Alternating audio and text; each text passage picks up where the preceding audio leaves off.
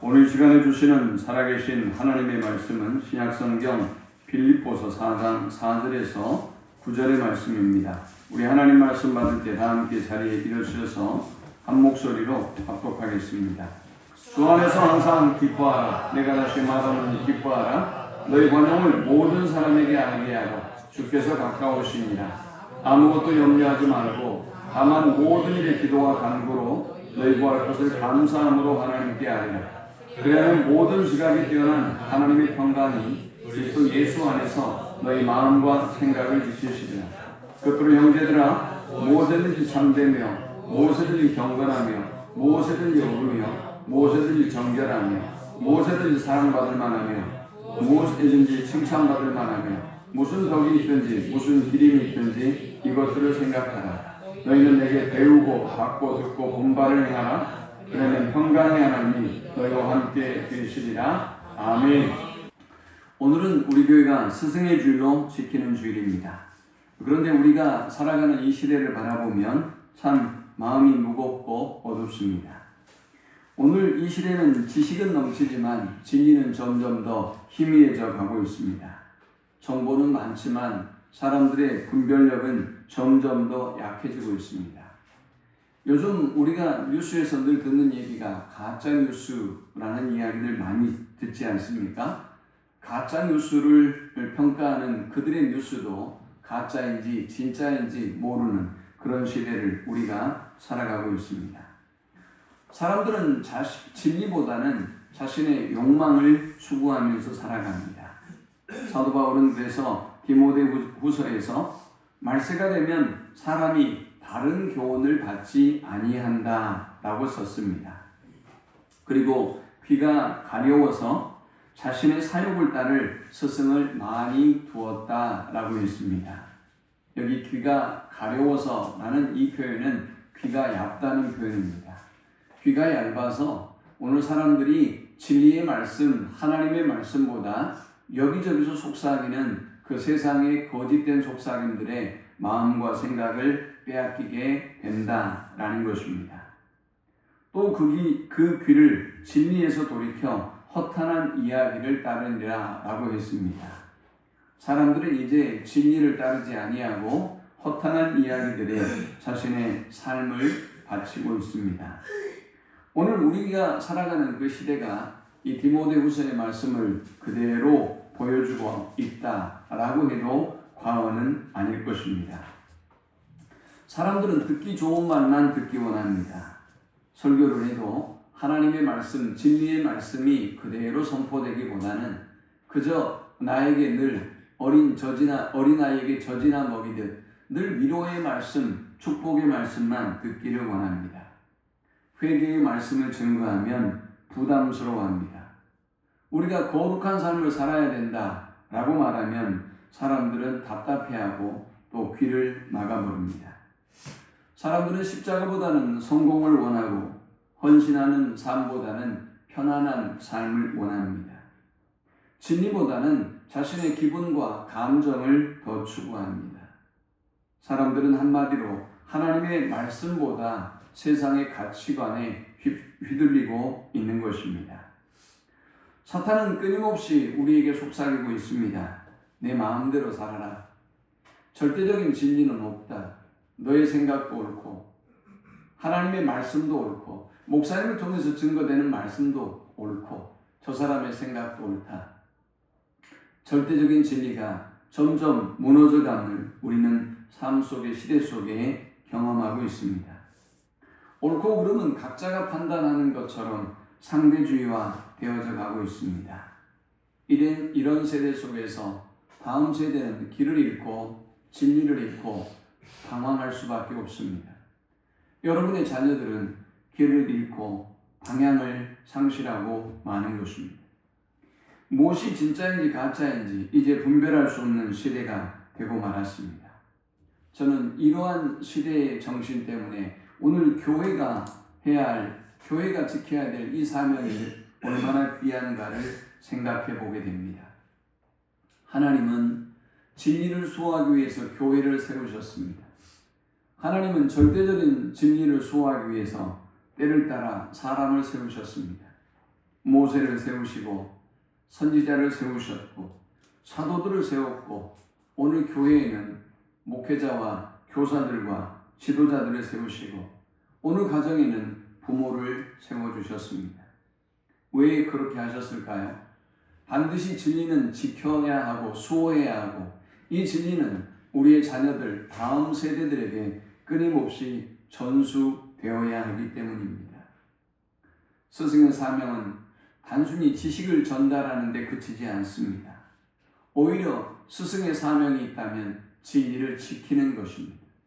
오늘 여러분이 부모로 먼저 된 세대로 우리가 반드시 해야 할 일이 있는데 그것은 진리를 지키는 것입니다. 진리를 살아내는 것입니다. 아무리 세속주의가 혼합주의가 판을 쳐도 오늘 진리를 깨달은 하나님의 백성들은 이 진리를 삶 속에 아무리 힘들고 버거워도 살아내야 하는 것입니다. 그리고 삶으로 우리가 진리를 보여주어야 합니다. 세상에는 얼마나 말을 잘하는 사람들이 많습니까? 그러나 그리스도인들은 말로 뭔가를 증명하는 사람들이 아닙니다. 삶으로 하나님의 사랑을, 하나님의 진리를 증명해 보여주는 사람들이 바로 오늘 그리스도인의 삶인 것입니다. 아이들은 우리의 설교보다 가르침보다 삶을 바라봅니다. 변은 농부의 발소리를 듣고 자란다 라고 하죠. 그것처럼 우리의 믿음의 후대들은 부모들의 등을 바라보며 성장합니다. 부모가 어디를 향하는지, 부모가 무엇을 기뻐하는지, 부모가 무엇에 시간을 쓰고 부모가 무엇에 물질을 투자하고 있는지를 바라보고 자녀들은 그 뒤를 따라오게 되는 것입니다. 그러므로 사랑하는 여러분, 우리는 바른 삶의 태도를 가지고 진리를 쫓아 행해야 하겠습니다. 스승의 주일은 단순히 교사를 격려하는 날이 아닙니다.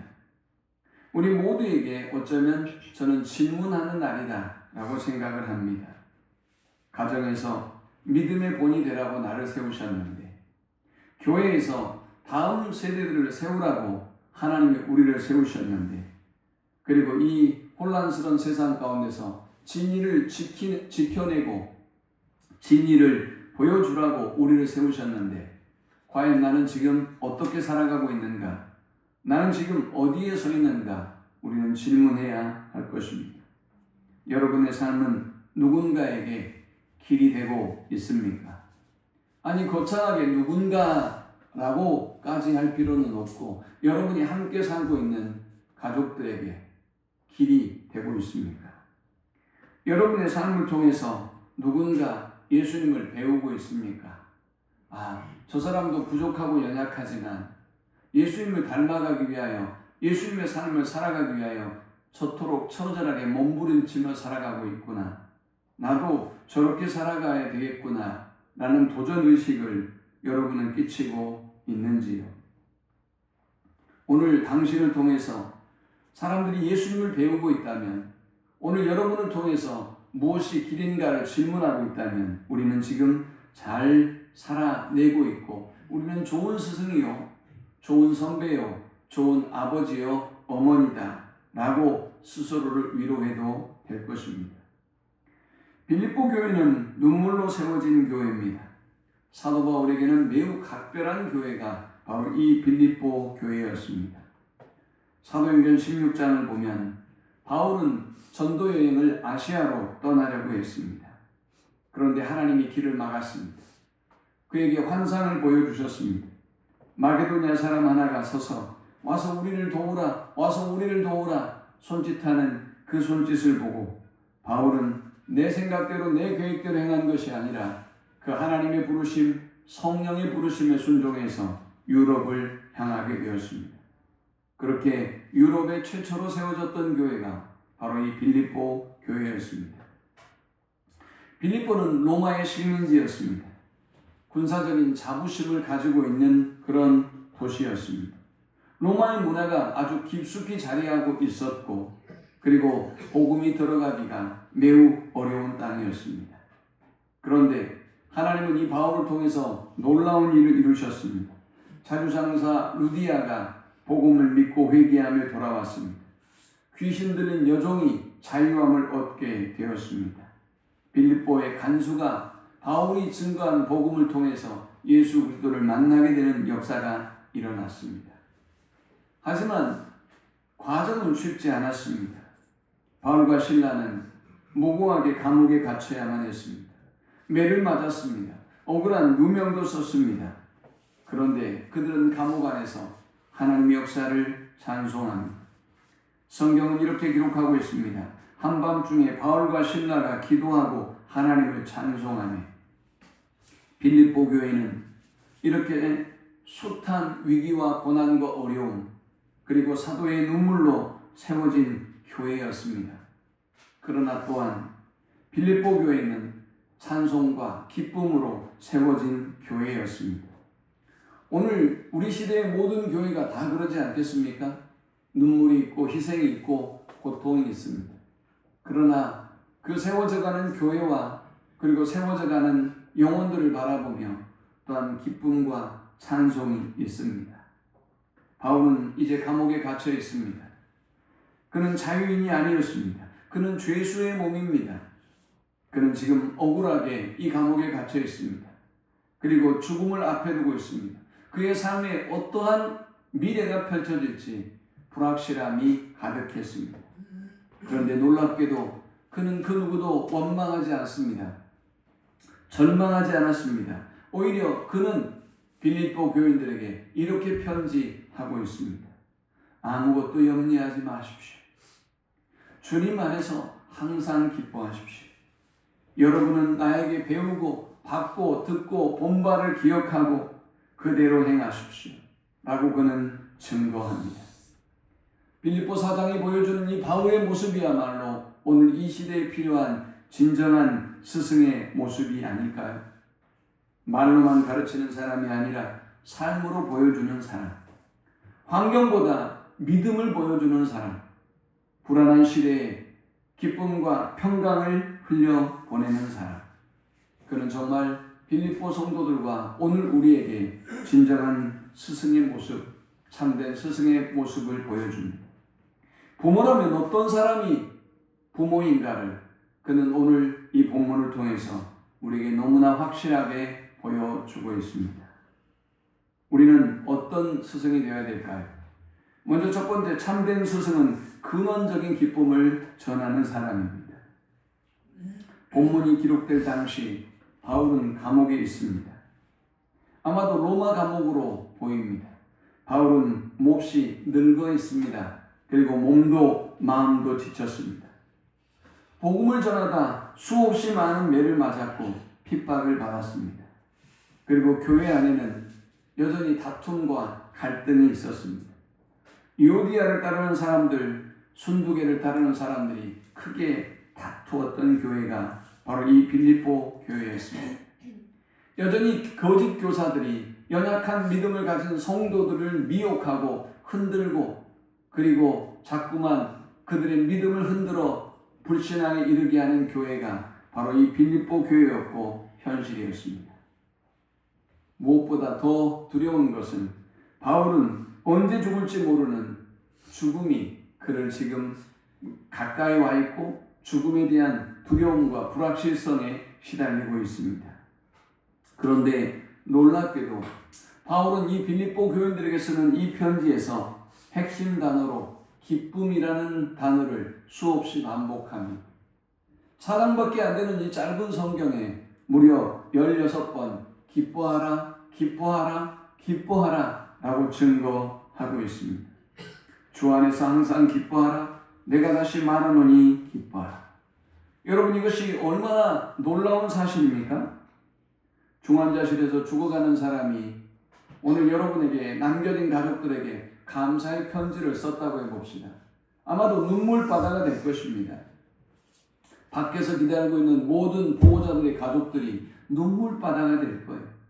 내 아버지가, 내 어머니가, 내 자녀가 이렇게 죽어가면서도 우리에 대한 감사의 편지를 또 지금까지 살았던 어떤 기쁨의 이야기들을 써내려간 과정을 보면 아마 참을 수 있는 사람은 없을 것입니다. 바울은 지금 그렇게 사형을 기다리고 있는 사람이지만 어떻게 하나님을 찬양해야 될지, 어떻게 하나님을 기뻐해야 될지 그는 사람들에게 전하고 있습니다. 세상은 끊임없이 여러분에게 묻습니다. 상황이 이런데, 형편이 이런데, 네 처지가 이런데 네가 어떻게 기뻐할 수 있어? 네 주제에 어떻게 기뻐할 수 있어? 끊임없이 우리에게 기쁨을 빼앗아 갑니다. 그런데 바울은 말합니다. 주 안에서 기뻐하십시오 라고 말합니다. 바울은 상황을 기뻐하라고 말하지 않습니다. 여러분에게 일어난 그 좋은 일들, 잠깐 여러분의 마음을 기쁘게 했던 그 작은 일들에, 그 지역적인 일들에 기뻐하거나 슬퍼하지 말라는 것입니다. 오직 주님 안에서 기뻐해야만 우리가 근원적인 기쁨을 누릴 수 있고 영원한 기쁨을 누릴 수 있다고 바울은 전하고 있습니다. 상황은 변합니다. 사람도 변합니다. 환경도 변합니다. 모든 것이 변합니다. 그러나 우리 주님은 변하지 않습니다. 이것이 바로 복음의 능력입니다. 하나님의 사랑은 변하지 않습니다. 이것이 바로 복음의 힘입니다. 환경이 기쁨을 만드는 것이 아닙니다. 예수님이 주시는 그 기쁨이야말로 가장 근원적이고 그 누구도 빼앗을 수 없는 최고의 기쁨인 것입니다. 저는 지금 이 시대에 스승해야 할 일이 무엇일까? 이 시대에 어른된 여러분들이, 부모된 여러분들이 자녀들에게 해야 할 일이 무엇일까? 이번 한 주간 생각해 보았습니다. 어떻게 하면 돈을 잘 벌 수 있는가입니까? 어떻게 하면 성공에 이룰 수 있는가일까요? 그 기쁨은 우리의 자녀들에게 영원하고도 근원적인 세상이 빼앗을 수 없는 기쁨을 줄 수 없습니다. 오늘 자녀들의 모습을 보십시오. 조금만 어려움이 있어도 낙심합니다. 조금만 어려운 상황이 있어도 불편과 염려에 모든 마음과 생각을 빼앗겨 버립니다.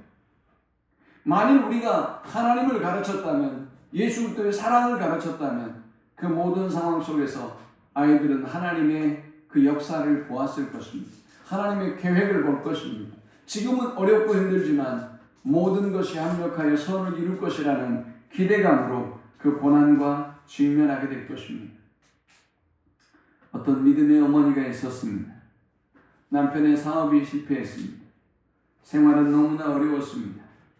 생활이 어렵기 때문에 아이들의 표정도 어렵고 가정의 분위기도 어려웠습니다. 그러나 어머니는 그 어둠을 뚫고 새벽을 깨웠습니다. 새벽마다 무릎 꿇고 이 아이들을 위하여, 이 가정을 위하여 눈물로 기도했습니다. 괜찮다. 하나님은 아직도 우리 가정을 포기하지 않으셨다. 자녀들에게 그녀는 기도하고 돌아와서 끊임없이 선포하고 가르쳤습니다. 그렇게 수년의 시간이 지나고 난 이후에 자녀들은 이렇게 고백했다고 합니다. 저는 어머니의 믿음을 보며 하나님을 배우게 되었습니다. 저는 어머니의 믿음을 보며 그 모든 고난과 어려움을 이겨낼 수 있었습니다. 라고 말이죠. 여러분, 만일 이 어머니가 새벽에 시간을 깨우지 아니하고 말로만 아이들이 이렇게 선포했다면 어떨까요? 하나님을 의지하는 이 신실한 믿음의 본을 보이지 아니하고 말로만 하나님이 계셔, 하나님이 너희와 함께 할 거야 라고 선포했다면 자녀들이 그래도 그 어머니를 통해서 하나님을 배우고 위기를 극복하는 원리를 배울 수 있었을까요? 저는 오늘 스승된 우리가, 오늘 부모된 우리가, 먼저 하나님이 이 땅에 보내신 우리가 우리의 자녀들과 다음 세대에 교육해야 될 것은 돈을 버는 방법, 승진하는 방법, 어떻게 하면 잘 되는가에 대한 방법이 아니라 하나님이 주시는 그 근원적인 기쁨을 누리게 하는 원리이며 그 기쁨을 세상 속에 흘려보내는 사람들이 되게 하는 것이라고 생각해요. 오늘 이 스승의 주일을 맞아 오늘 여러분이 그런 부모가 되기를, 그런 스승이 되기를 결단하는 성일이 되시기를 축원합니다. 두 번째, 참된 스승은 평안을 흘려보내는 사람입니다. 6절과 7절을 보십시오. 아무것도 염려하지 말고 했어요. 어떻게 아무것도 염려하지 않을 수 있어요? 우리 눈에 잠자리에서 일어나고 잠자리에 다시 들어가는 그 모든 순간까지, 아니면 이불을 덮고 잠자리에 누워있는 그 순간에도 우리는 수많은 걱정과 수많은 염려로 불면의 시간을 보냅니다. 그러나 주님은 말씀했습니다. 아무것도 염려하지 마라.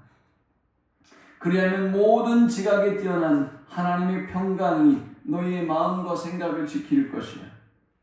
바울은 지금 단순한 정신의 승리를, 강한 마음의 승리를 선포하고 있는 것이 아닙니다. 그는 지금 상황은 어렵고 환경은 어렵지만 기도 가운데 하나님이 주시는 평강을 누리고 있는 것입니다. 오늘 시대의 가장 큰 질병 가운데 하나가 있다면 그것은 저는 암이 아니라 불안이라고 생각합니다. 모두가 불안합니다. 아이도 불안합니다. 어른들도 불안합니다. 청년들도 불안합니다. 노인들도 불안합니다. 부모도 불안합니다. 자녀도 불안합니다. 시대는 평안을 잃어버렸습니다. 그리고 헛된 평안을 사기 위해서 돈을 추구하고 성공을 추구하고 명예를 추구합니다. 그런데 이상하지 않습니까? 가진 것은 많아졌는데, 여러분이 가진 것은 예전보다 훨씬 많아졌는데 평안이 없습니다. 많이 성공하고 집은 넓어지고 좋은 차는 타고 있는데 오늘 여러분의 마음속에 평안이 없는 이유는 도대체 무엇일까요? 하나님은 우리에게 말씀하셨습니다. 그 염려 대신 기도하라. 여러분 염려 대신 기도하는 여러분 되시기를 축원합니다. 염려하지 않으려고 애써보세요. 그게 되는지 말이죠. 제가 우리 학교에서 교수님들을 제자 훈련하면서 신은 어떤 존재인지, 왜 다른 종교의 신들이 어떤 존재인지를 알아야 기독교의 하나님이 어떤 하나님인지 알 거 아닙니까? 구원은 각 종교마다 어떤 것인지를 챗GPT에게 질문했어요. 세 번째 질문이 뭐냐? 기도에 관한 질문을 했어요. 모든 종교들이 기도한다고 하는데 과연 그 각 종교마다 기도가 무엇인지 정리해줘 라고 제가 과제를 줬어요. 여러분 한번 해보세요. 제가 만들어낸 이야기가 아니라요, 놀라운 결과에 도달하게 될 거예요. 다른 신들은 피조물에 불과해요.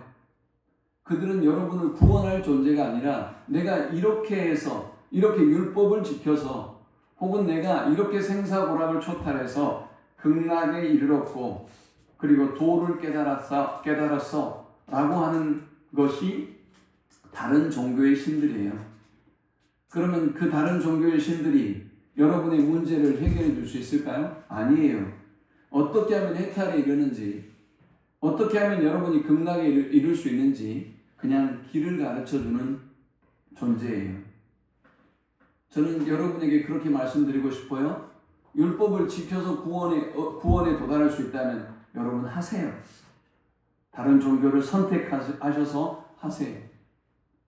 여러분들이 여러분의 노력으로 생사고락을 초탈할 수 있다면 여러분이 그 종교 선택하고 하세요. 그래서 불면의 밤도 이기고 여러분의 슬픔과 고통을 이겨낼 수 있다면, 기독교도 구원이 있고 그 종교도 구원이 있다면 하세요. 해보세요. 안 되니까 문제 아니겠어요? 다른 신들은 여러분을 구원할 만한 존재가 아니에요. 다른 신들은 초월자, 전능자이신 하나님과 비교 자체가 되지 않는 존재예요. 제가 기도론을 모든 종교들의 기도론을 정리해 달라고 했습니다. 그 기도론이 어떻게 나왔을까요? 여러분 해보세요.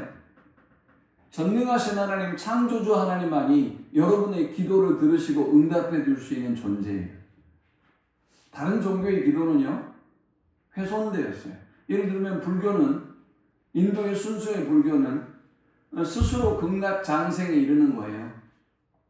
석가의 도움을 통해서 어떤 문제를 해결하는 종교가 아니라고요. 왜 여러분이 탑돌이라고 천배를 하는 것일까요? 그것은 불교가, 인도의 순수 불교가 중국을 거쳐오면서 도교와 융합되어 버렸어요.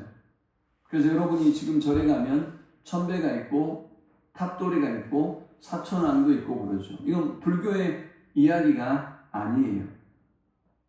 그런데 우리 하나님 말씀하지 않습니까? 염려하지 말고 기도하라. 사람들이 참 이상해요. 염려하지 않으려면 기도하면 되잖아요. 주님이 말씀하셨지 않습니까? 죽었다 깨나도 기도를 안 하려고 해요. 신기합니다. 주님이 분명히 비결을 가르쳐 주셨는데도 안 해요. 그러니 어찌 우리가 그 염려에서 벗어날 수가 있겠습니까? 염려는 문제를 크게 보게 만듭니다. 그런데 여러분들이 염려하지 않냐고 기도하면 여러분이 염려하고 있는 그 문제와 상황이 주님 앞에서 너무나 별것 아닌 문제라는 사실을 발견하게 돼버립니다. 그래서 사탄이 기도하지 못하게 하는 거예요. 문제보다 크신 하나님이, 전능하신 하나님이 얼마나 위대하신 하나님인가를 여러분이 기도하는 그 순간에 깨닫게 되어요. 그래서 사탄은 여러분을 자꾸 불안과 염려에 빠지게 만들고 혼자 사색하고 고민하게는 해도 하나님 앞에 그 문제를 가지고 나아가지 못하게 하는 것입니다. 참된 스승은 불안을 퍼뜨리는 존재가 아니에요. 평안을 전하는 사람이에요. 저는 사람들 중에 두 가지 종류의 사람이 있다고 생각해요. 만나면 마음이 무거워지는 사람이 있어요. 이런 사람이 어떤 특징을 가지고 있어요? 이 사람은 늘 원망이 많아요. 이 사람은 늘 불평이 많아요. 이 사람은 늘 불안합니다. 그러니 여러분이 그 사람을 만나면 항상 더 불안해지고 더 염려가 되고 더 걱정이 됩니다. 여러분이 만나면 부담이 되는 사람은 항상 다른 사람을 정죄해요. 다른 사람을 이야기하고 다른 사람이 죄인이라 그러고 나쁘다 그러고 뭔 이런 얘기만 맨날 하죠. 그런데요, 반면 어떤 방송국의 시그널송처럼 만나면 좋은 사람이 있어요. 만나면 행복해지는 사람이 있어요. 만나면 마음이 따뜻해지고 평안이 전해져 오는 사람들이 있어요. 바로 주님 안에 거하는 사람이죠. 우리가 그런 사람들 보면 저 사람과 함께하면, 저 사람과 차를 마시고 저 사람과 길을 가면 행복해져, 마음이 평안해져 라는 것을 느끼게 되어지죠. 왜 그럴까요? 그 안에 주님이 계시기 때문에 그래요. 그가 주님이 주시는 근원적인 평안을 누리고 있기 때문에 우리는 그 사람과 길을 걷고 그 사람과 함께할 때 평안함을 누리게 되는 것입니다. 제자들은 폭풍 속에서 두려움에 떨었습니다. 불안했습니다. 그러나 주님은 결코 흔들리지 않았습니다. 오히려 그들을 향하여 말씀하셨습니다. 왜 두려워하느냐? 오늘 여러분이 주님과 함께 하시면 주님은 여러분에게 말씀합니다. 네가 왜 두려워하느냐? 평안하라. 아무것도 염려하지 말고 오직 기도하고 감사하며 간구하고 도구하고 나에게 모든 문제를 가지고 와 맡겨라. 그러면 내가 너에게 평안을 줄 것이다 라고 주님은 선포합니다. 오늘 이 시대에 어떤 사람이 필요하다고 생각하세요? 훌륭한 인재입니까? 근데 어떻게 하죠? 똑똑한 사람입니까? 요즘에 첨단 AI는 여러분보다 훨씬 똑똑해요. 여러분보다 훨씬 더 문서를 잘 만들어요. 기한을 잘합니다. 제가 어떤 정보를 물어보면 얼마나 빠르고 정확한 정보를 저에게 가르쳐 주는지 몰라요. 저의 시간을 훨씬 더 절약시켜줘요. 뛰어납니다. 앞으로 얼마나 더 빠르게 발전할지 모르겠어요. 그런데 우리에게 필요한 것은 정보와 지식이 아닙니다. 정말 필요한 건 뭘까요? 평안을 끼치는 사람들입니다. 얼마나 많은 다툼과 전쟁과 분열이 있습니까? 이 나라를 바라보십시오. 끔찍하지 않습니까? 우리나라가 언제 이렇게 되어 버렸을까요? 세계는 왜 이렇게 되어 갈까요? 저는 이 시대에 정말 필요한 사람은 평안을 흘려보내는 사람, 평안을 전하는 사람들이라고 생각해요. 사랑하는 부모 여러분, 여러분이 평안을 잃으면 자녀들은 평안을 잃습니다. 교사가 평안을 잃으면 아이들은 불안에 떨게 될 것입니다. 오늘 성도들이 평안을 잃으면 이 나라와 민족의 평안은 요원합니다. 어떤 정당이 정권을 잡으면 평안해진다고요? 천만의 말씀입니다. 누가 대통령이 되면 이 나라가 평안해질까라고요? 천만의 말씀입니다. 끊임없는 싸움과 분열과 다툼이 계속됩니다. 그러므로 사랑하는 여러분, 우리가 평안을 흘려보내는 사람, 평안을 전하는 사람이 되기 위해서 우리는 무엇보다 기도하는 사람이 되어야 합니다. 오늘 기도하는 교사, 기도하는 우리 어른, 그리고 부모가 되어서 불안한 사람들을 평안케 하고 불안한 나라와 민족을 평안케 하는 우리 모든 성도들이 될 수 있기를 축원합니다. 세 번째, 참된 스승은 삶으로 가르치는 사람입니다. 9절을 보십시오. 너희는 내게 배우고 받고 듣고 본바를 행하라 했습니다. 여기 아주 중요한 단어들이 4개가 등장합니다. 배우고 받고 듣고 본바라고 말씀합니다. 그렇습니다. 여러분, 신앙은 단순히 듣는 게 아니에요.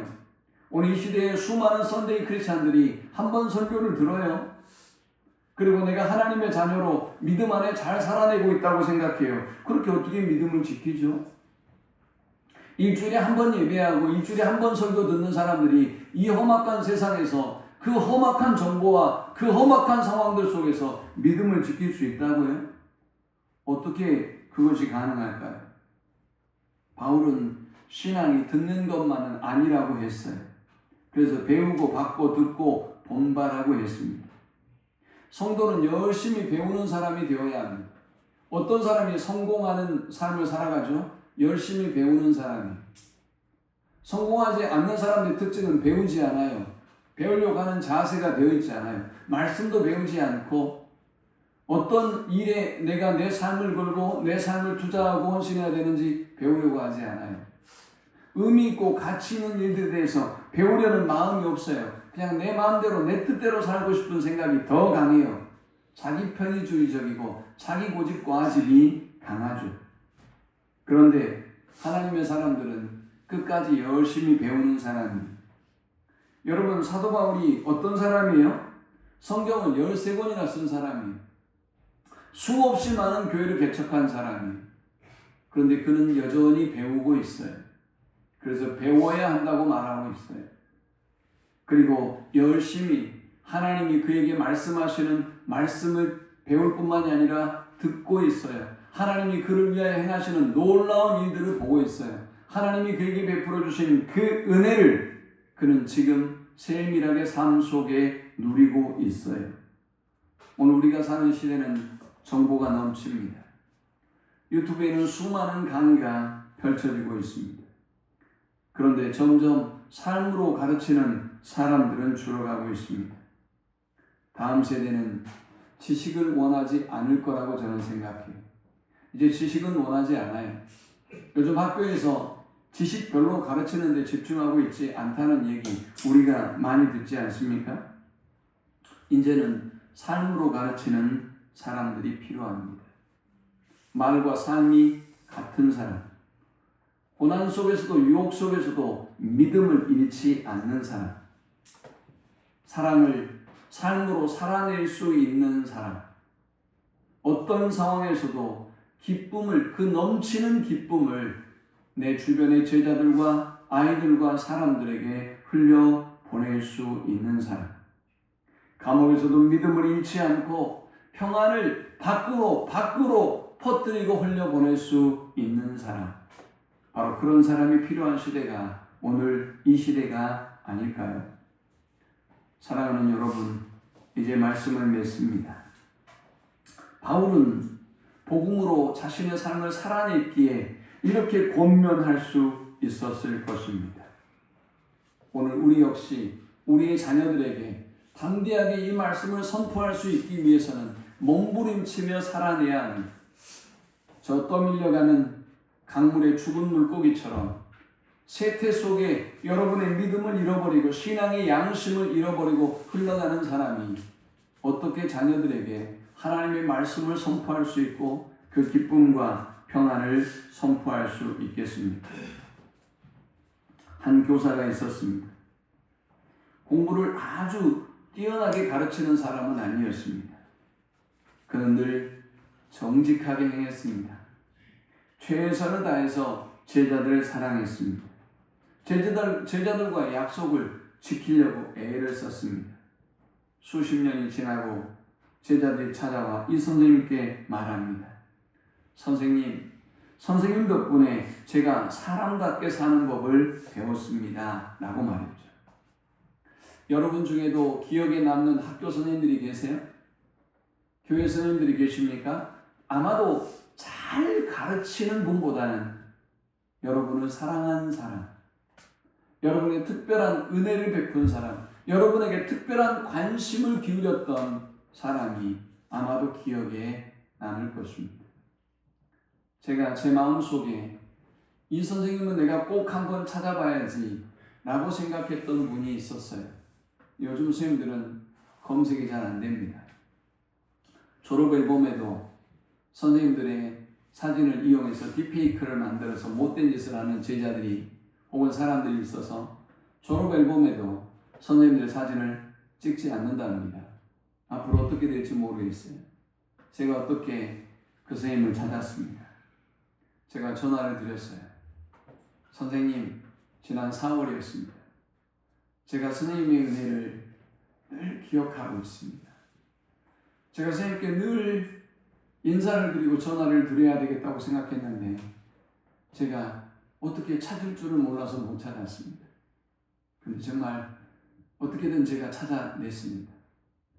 제가 선생님 때문에 너무 행복한 시간을 보냈고 그리고 이렇게 멋진 목회자의 삶을 살고 있습니다. 감사합니다. 라고 전했어요. 그런데 말이죠. 감사는 제가 해야 되는데 이 선생님이 저보다 더 기뻐하고 더 감사하는 거예요. 내가 너의 이야기를 들었다. 내가 너가 그렇게 잘해낼 것이라고 믿었다. 역시 내가 봤던 네가 정말 맞았다. 제가 이 이야기를 들으면서 얼마나 얼마나 기뻤던지. 사랑하는 여러분, 오늘 우리는 성공에 대한 이야기보다 어떻게 하면 돈을 많이 벌 수 있는가에 관한 이야기보다 주님이 우리에게 증거하라고 하는 이 복음을 증거하는 일에 부모로서 교사로서 더욱더 힘써야 하겠습니다. 기쁨을 흘려보내는 사람, 평안이 흘러넘치게 하는 사람, 지식을 가르치는 것보다 인생의 본이 되어주고 믿음의 본이 되어주는 사람, 그런 부모, 그런 교사가 돼서 염려가 넘치는 이 세상에 기쁨이 넘치게 하고 걱정과 불안이 넘치는 이 세상에 여러분을 통해서 평안이 넘치게 하고 지식만 중요하게 여기는 세상 속에서 삶으로 본이 되는 우리 모두가 되실 수 있기를 축원합니다. 우리 함께 기도합시다.